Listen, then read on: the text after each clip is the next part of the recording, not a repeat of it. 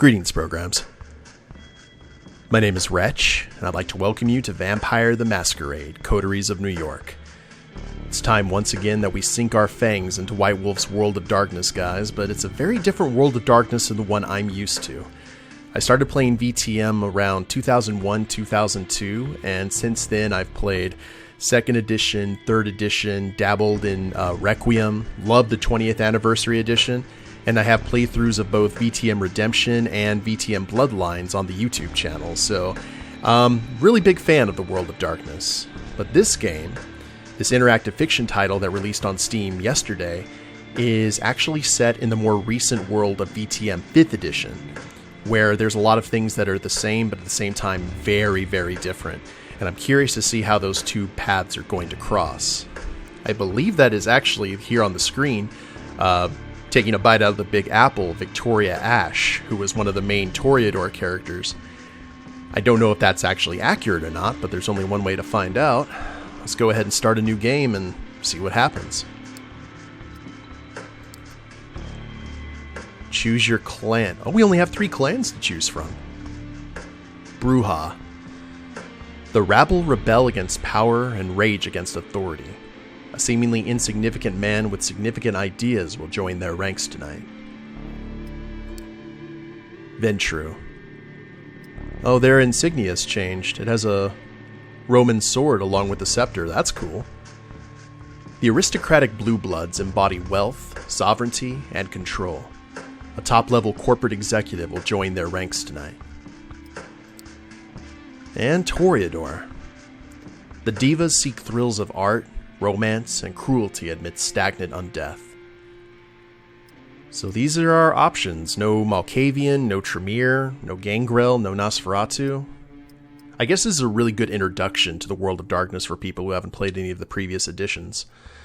So, right now I'm currently doing a Clan Quest playthrough with a Ventru, so I don't really want to double up.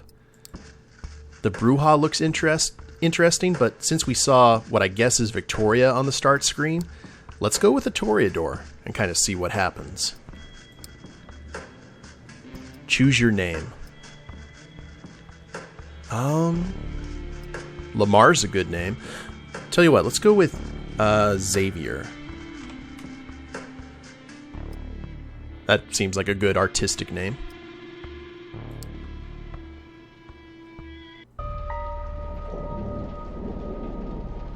New York taught me to believe in fate. Had you asked me about fate back when I was human, I would have told you it's just superstitious bullshit. That we are all designers of our own destinies. That belief shattered when the richest woman in the United States, the actual richest one, not a face you could have seen in the papers, of course, sank her teeth deep into my neck. It happened in the very same place you're standing in right now, by the way. Fate. You decide.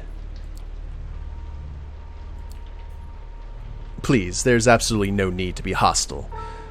Just listen for a little longer. You see, my mistake was I flew too close to the sun. It makes sense that my punishment was to never see its glow again.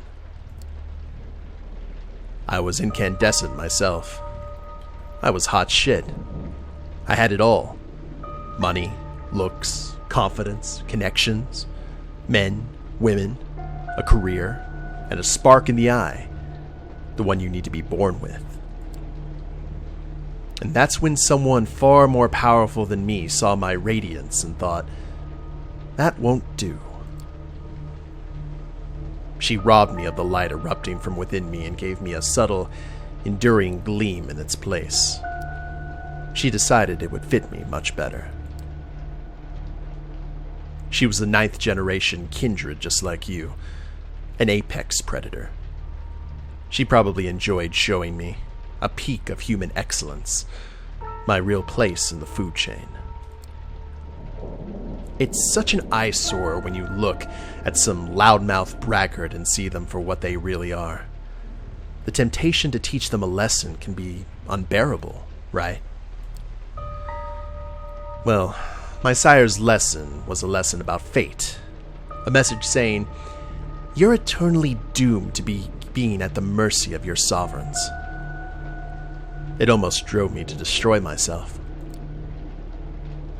What saved me was the ability to reinterpret her teachings.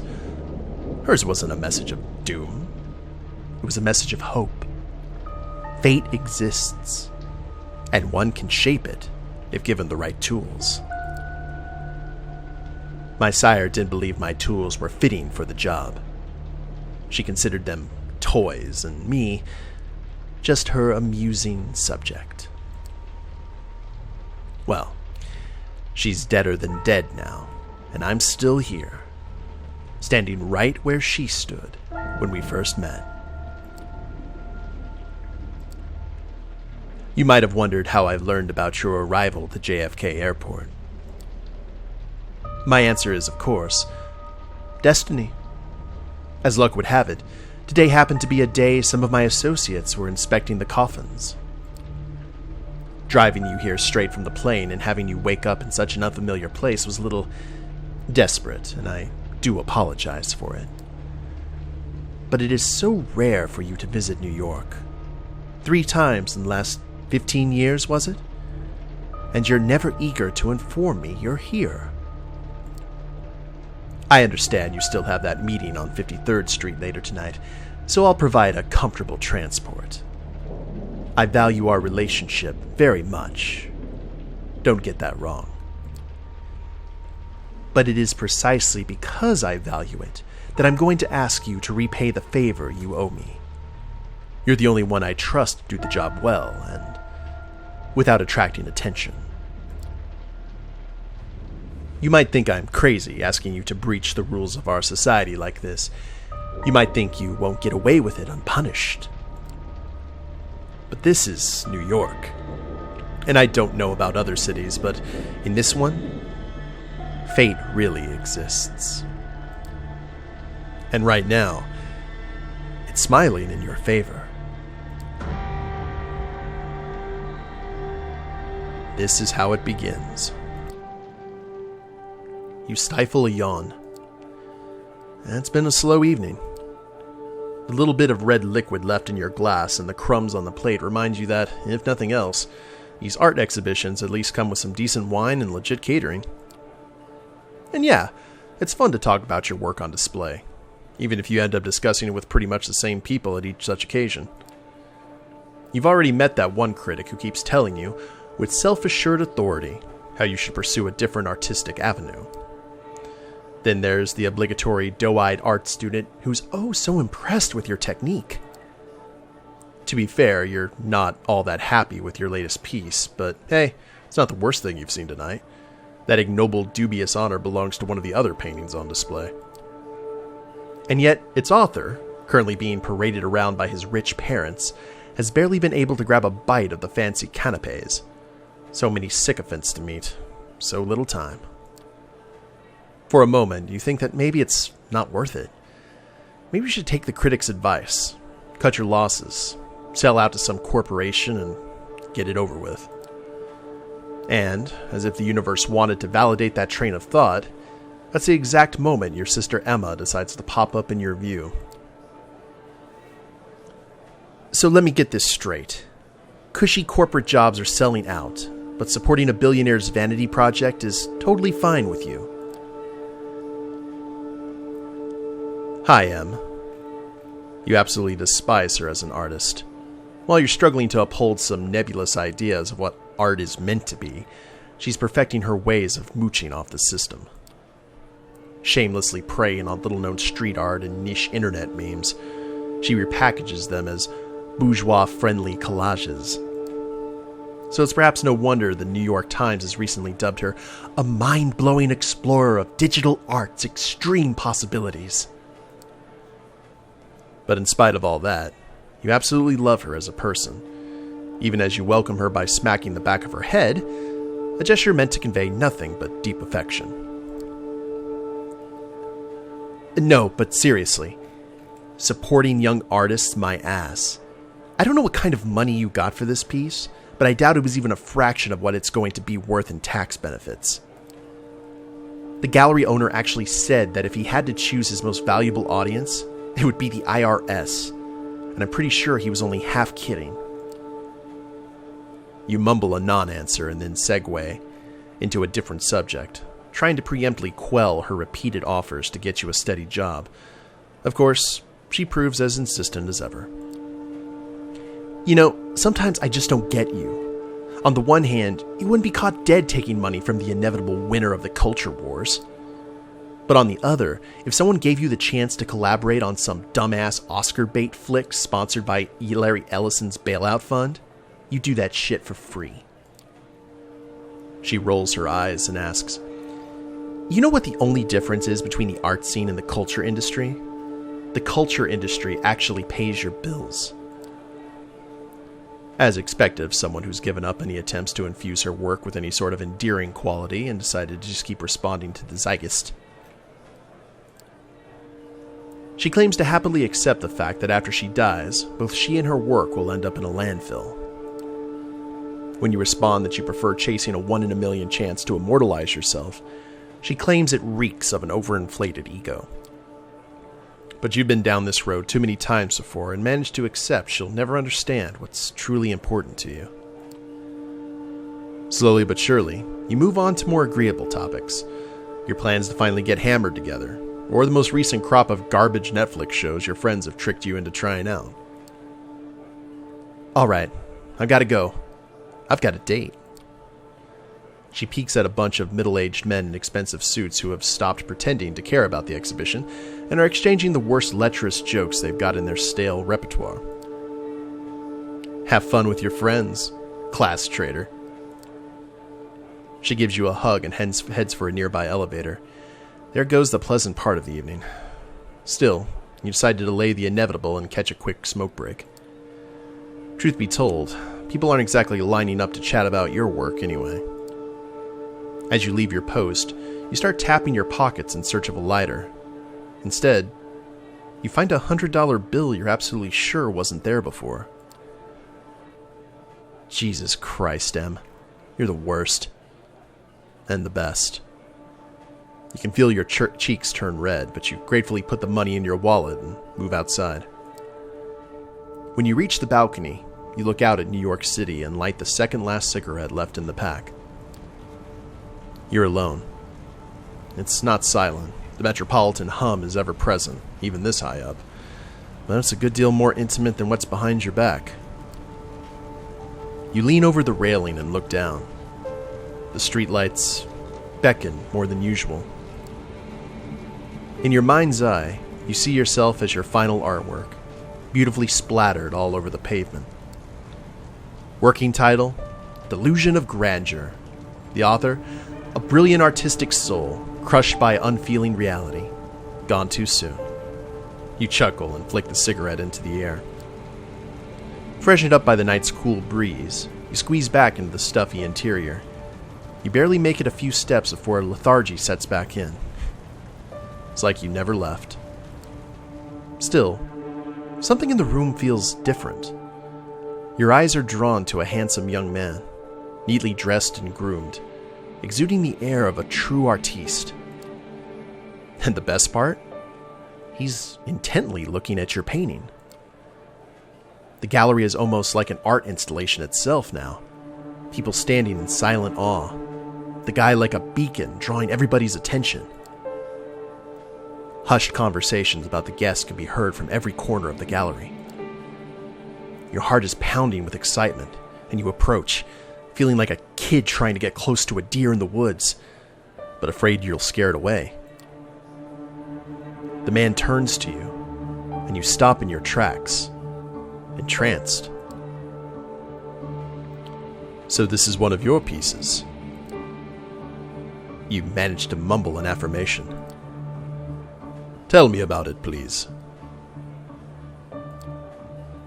As you start discussing your inspiration, technique, and process, the man's eyes lock onto the painting again.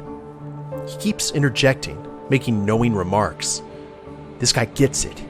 He really gets it. The world around you disappears. He'll say anything, do anything to keep his attention on you, but you realize you don't need to. He's into your art. He's into you.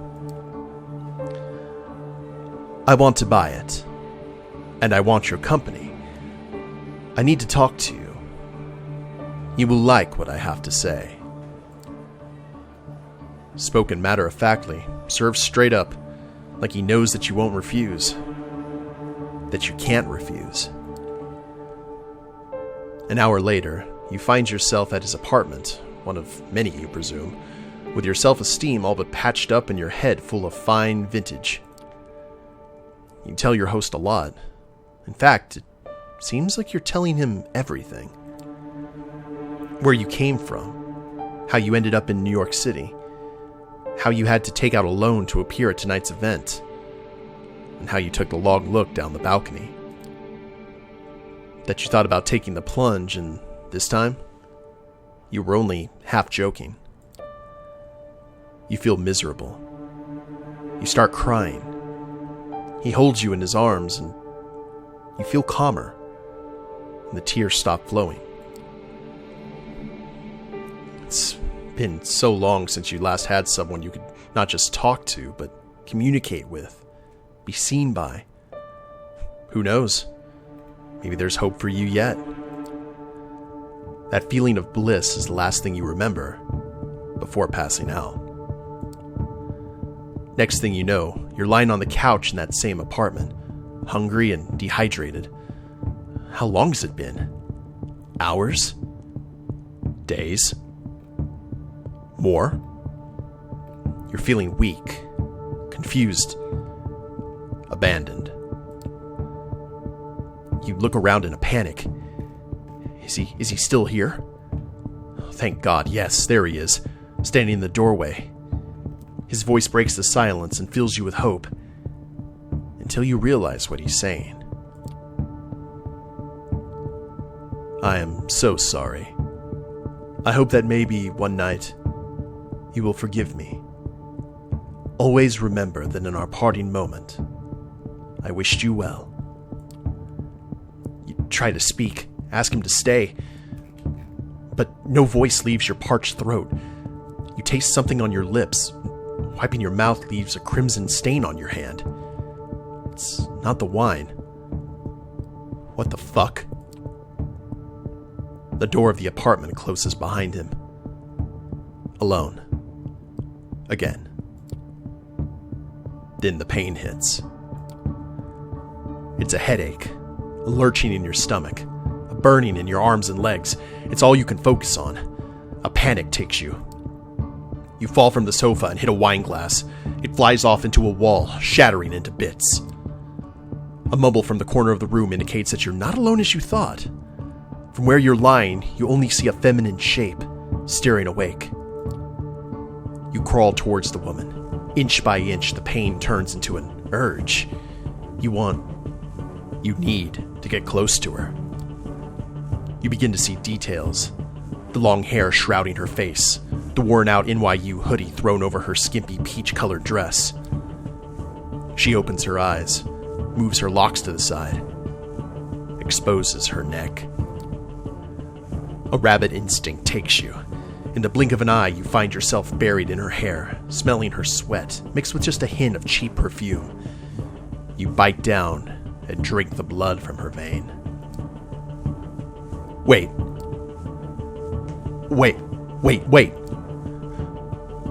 What's happening? You break away. You look at the girl. She lets out a sigh, goes limp, and unconscious again. You try to crawl back, her dress rolled up to the side, and you glance at her naked thigh. You lose control again. Bite her leg. Drink deep from the artery. It's intoxicating. It's bliss like you've never known before. It's beautiful. You break away again, fall to your back. What the hell was that? Did you really drink her blood? She's not moving. Oh God, she's not moving. You check her pulse. She's cold to the touch. Nothing. No heartbeat. No sign of breathing. That's when it hits you. Your chest isn't moving either. Your heart is not beating. You are cold to the touch. You reach for your phone. It's not there. Where did you leave it? Or maybe he took it. It's impossible to say. You stumble around the apartment but find nothing you can use to call for help. You need to get out of here. Now. You look outside the window. You're high above the streets. There's no balcony, and the building's exterior is glass almost all the way down. You'd never survive the jump. But maybe that's precisely why you should leave the room this way. You've just killed somebody. Your life is essentially over. A sickening void is opening in your stomach, warning you that your reality is about to turn into an unbearable hell. A voice in the back of your head tells you that the smartest course of action is to take the leap before it does, and the more you argue with it, the more reasonable it sounds. You're just about ready to pick up one of the chairs and try to break the window when you hear the clicking of keys in the lock. You freeze in place. This is bad. Your thoughts start racing desperately, but instead of a rational course of action, only visions of false hope come to your mind. What if it's him? What if he had a change of heart? What if he sent someone for me? You almost feel your heart beat again with excitement as the doors open. Almost, but not quite. A man enters, but not the one you expected. He's tall, broad-shouldered, handsome, with darkish skin. His suit is stylish and immaculate. You've never seen him in your life, but you immediately see past his sharp looks to see his sharper nature. He is a predator, and if you're not careful, you might become his prey. Whoa. Good evening. I'm here to pick you up. A deep, emotionless voice. He turns his eyes to the lifeless body of the girl in the purple NYU hoodie and raises an eyebrow.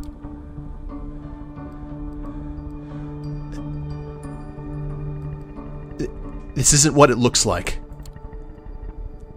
Please, you have to help me. That's what I'm here for. After a fashion. He approaches the bed to examine the corpse from up close. Well, this is unfortunate, but preferable to going insane from hunger. Quite a nice gesture, actually, if troublesome. He briefly looks at you with something like pity in his eyes, then changes his expression to a perfectly blank one. Listen, you may perceive your current situation as something out of the ordinary, but I've met hundreds of lost sheep like you, and you see, they tended to fall into two categories. First, there were the smart ones, those who carefully obeyed my every word and didn't pull off any stupid stunts. They always got where they needed to go, safe and sound. Then, there were the dumb ones. The punks who thought they could take me on. The wise guys who tried to contact somebody secretly and without permission. The troublemakers who tried to run off or make a scene. None of them got to their destination in one piece. In fact, a lot of them never reached their destination at all. The man talks in a bored professional tone, giving off an impression that he really has delivered this speech countless times by now. So you see, despite being a smart person, I'm a Mets fan. I love baseball. It inspired me to come up with a 3-strike system to determine if someone is dumb. If you get on my nerves 1 or 2 times, well, I understand. Not all of us perform well in stressful circumstances. But if you do it 3 times, understand that there will be no excuse, no forgiveness, no mercy. His presence changes ever so slightly. Say, I understand, sir. Now. You feel an overwhelming, barely resistible urge to fulfill his demand.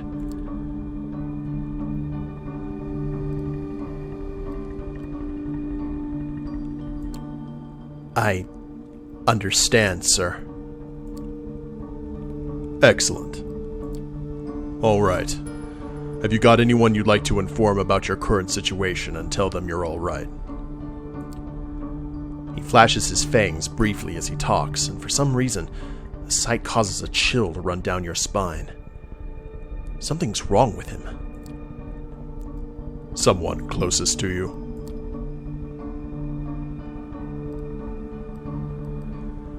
Oh, man. I'm wondering, it's like, if we told him, you try not to let your mortal family kind of know what's going on. I don't want to tell them about our sister, so let's go ahead and lie. This might be our first strike, though. His name's Eduardo. He's my boyfriend. He lives in Queens. He's a barista. The stranger's been watching you with wary eyes since the moment you started talking, but only interrupts you at the first moment of visible hesitation. You're 100 years too young to try and fool me, whelp. Even your tells have tells. First strike. Try again. Your first instinct is to protest, but you realize your thoughts are still too scrambled and panicked to come up with anything coherent. You give up on all planned attempts to provide poor Eduardo the convincing psychological depth. Emma. My sister. She's probably having a night out in Brooklyn with her artiste friends. Can I call her now? You take out your phone while asking the question. He shakes his head and points at the hooded corpse next to him. If you want to implicate her, go ahead. I think we'd all be better off if you let me make sure that she only knows what she needs to know. Yeah.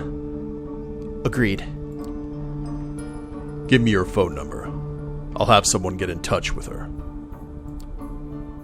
You oblige and hand him the smartphone so he can copy the number from your list of contacts. Thank you. This will be useful in illustrating my next point. Instead of giving you back your phone, the man hides it in his pocket. From this night onwards, you are subject to different laws than the ones you grew up with, and you'll be watched by many eyes to ensure these laws are respected. You are forbidden from letting anybody you know you're still alive. You're forbidden from showing your face anywhere they know you. If anyone comes to search for you, it's over. Both for you and for them. He interrupts his monotone recitation to stare deep into your eyes. So if you don't want someone to find your poor sister's body in the Hudson River next week, cooperate. The sight of his fangs again, in another physical fight-or-flight response. You played right into his hands, putting Em in danger. I can only hope that you care for her enough not to do anything selfish. By now, you're absolutely sure he's just toying with you, provoking you just to feed on your reactions. He hasn't told you where you're going yet, but he's already made it abundantly clear that a lot of people struggled hard to avoid getting there.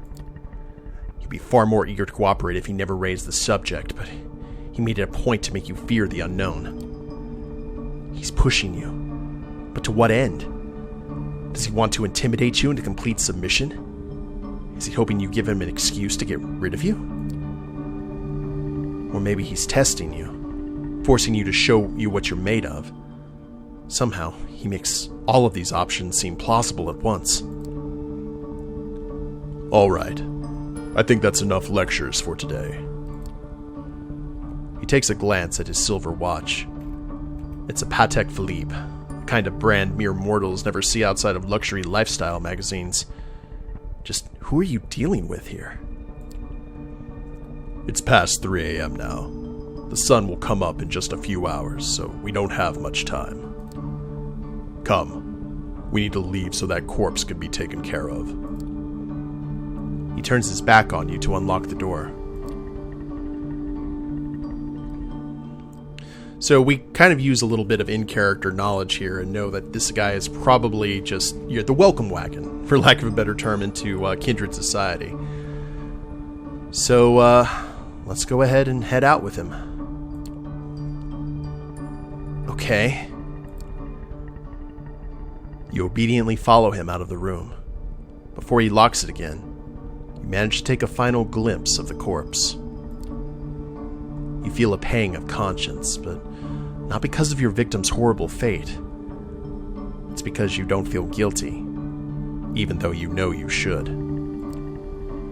Something important inside of you that was still there yesterday has definitely died tonight. You wonder if you'd even recognize yourself in the mirror. Alright guys, well, I think this is actually a really good place to go ahead and end the first episode. We have been initiated into the ranks of the Kindred, and I don't know who this stranger is, but I guess we're going to find out in a future episode, so hope you guys have enjoyed it. If y'all like the episode, please leave a like down below. Subscribe to the channel, leave a comment, that'd be a big help, and we'll see you next time. Later days, everyone.